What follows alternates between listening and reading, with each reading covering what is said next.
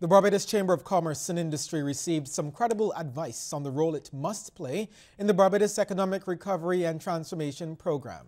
Jamaica moved from not being able to access capital markets to being the poster child for the IMF. And former co-chairman of the Jamaica Economic Program Oversight Committee, Richard Biles, shared some of the secrets of their success today. The whole agreement was shrouded in no confidence. I don't think we can do this. It's too daunting.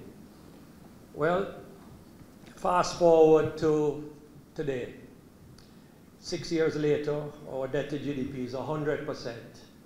Our NIR is $3 billion. And we have never failed an IMF test. Former co-chairman of the Jamaica Economic Program Oversight Committee, Richard Biles, boasted to a full house at the Barbados Hilton of the successes of his country's IMF program. Jamaica entered the program back in 2013, and Mr. Biles says if Barbados is to be successful, it must have a strong advocate. Every challenging program needs that, a good advocate, somebody who is going to stand behind it, who is going to win over the rest of the cabinet, and who is going to keep them strong in support of the program. And I think that is the role that Peter Phillips played in those early years. So leadership and advocacy is very important. Mr. Biles says Barbados must pay special attention to all targets, especially the smaller ones. He suggests a coordinating unit to get the job done. In the IMF plan, if you have taken the time to look at yours, I'm sure, similar to ours, it had dozens of things that needed to be done. And they all kind of folded up into a couple of big targets that you must hit. But if you don't achieve the small things, you don't hit the big targets. And so this coordinating unit was vital in making sure that far-flung parts of government that weren't as close to the center of activity, the Ministry of Finance, were nonetheless performing and producing what they needed to do to meet the targets. The Jamaica Economic Program Oversight Committee was set up to ensure transparency during the process. As co-chairman, Mr. Biles says Jamaica was fed up with the years of failed economic policies and poor performance. He says transparency creates a credible source of truth, which has a tremendous impact on patience and confidence among citizens. We signed an MOU with the government, which essentially gave us no legal power, but gave us authority to see data, to question persons in government, and to express our opinion freely. We met monthly, every month, without fail. As the data came out, we met, had the financial secretary, the governor of the Bank of Jamaica there, called in whoever else we needed, looked at the data, discussed it, and formed our opinion, which we then published. Jamaica is scheduled to end its program with the IMF later this year. The central bank says it's not too concerned at this time with a potential decline in the world economy. The International Monetary Fund has revised global growth for 2019 downward from 3.7% to 3.5%.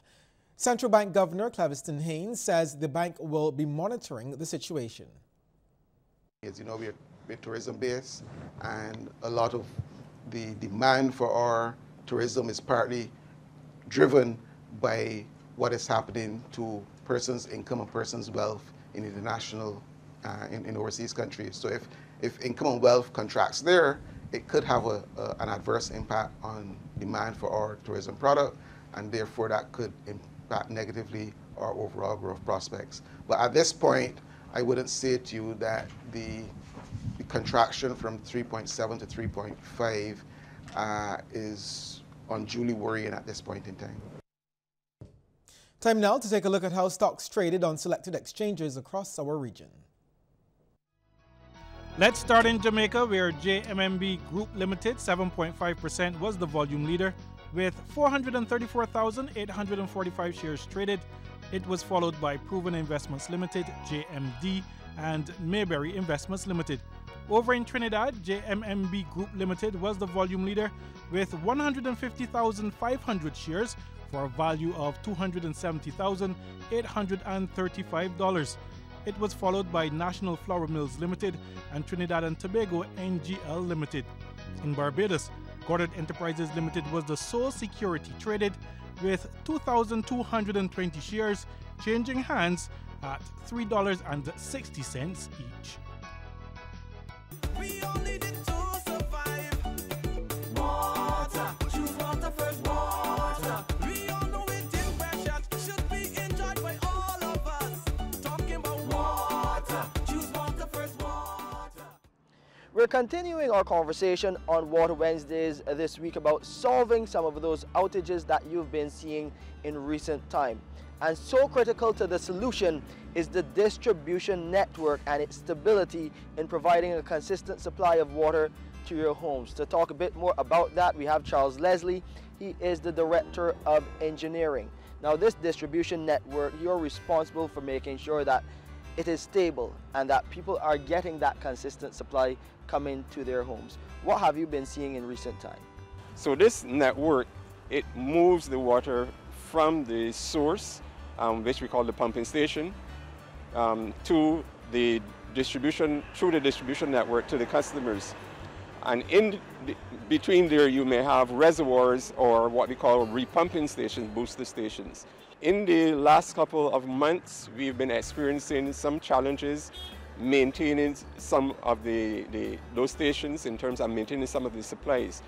And those challenges stem from a number of things, ranging from failure of the stations, the pumps, to interruptions in power supply.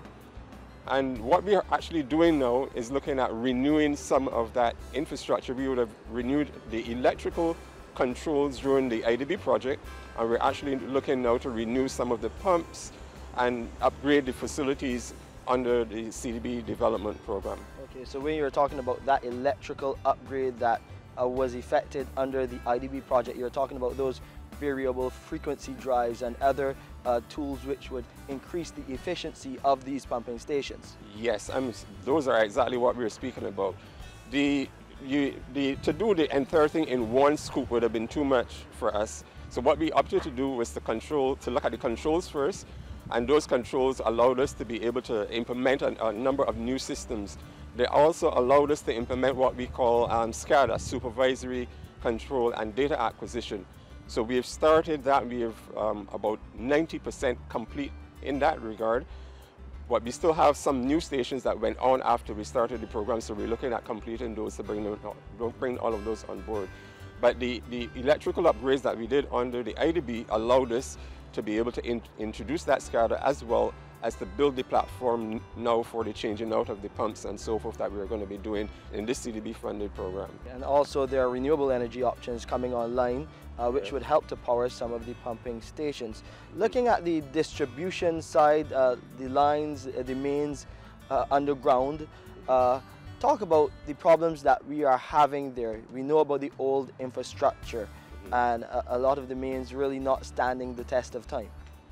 Yes, our network is old. In some areas, some of the pipes we've changed out, the 100-year pipes that we had, but we still have pipes that are 60, 50 years old, in that type of range. And because they are so old and based on the type of material that was used at the time, cast iron, it is prone to the changes in weight distribution on the roads. And you know, a lot of our pipelines were laid, and then in some instances the roads were widened, that type of stuff. So you end up now having the mains in the carriageways. As a result of that, you get the mains being subjected to the loads of the traffic, vehicular loads of the traffic, and that contributes to the breakage. Now on next week's edition of Water Wednesdays, we will continue our conversation with Mr. Leslie about those problems that we've been seeing in St. Joseph and St. John at those higher elevations, and what the Barbados Water Authority will be doing in 2019 to address those challenges. Of course, we want to thank you for watching this edition of Water Wednesdays. To view this or a previous episode again, please visit our website, www.barbadoswaterauthority.com. Please also go to our Facebook pages for additional information as well, or just type Water Wednesdays in YouTube. You can find us there.